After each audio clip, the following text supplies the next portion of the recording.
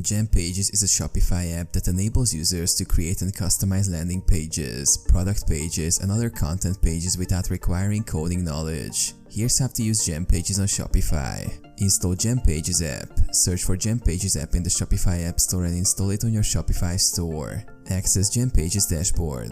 After installation, access the Gempages dashboard from your Shopify admin panel. Create new page. Click on the Create New Page button to start building a page. Choose from various templates or start with a blank page. Design page. Use Gempages drag and drop editor to customize the page layout, add images, text, buttons, videos, and other elements. Customize fonts, colors, and styles to match your brand.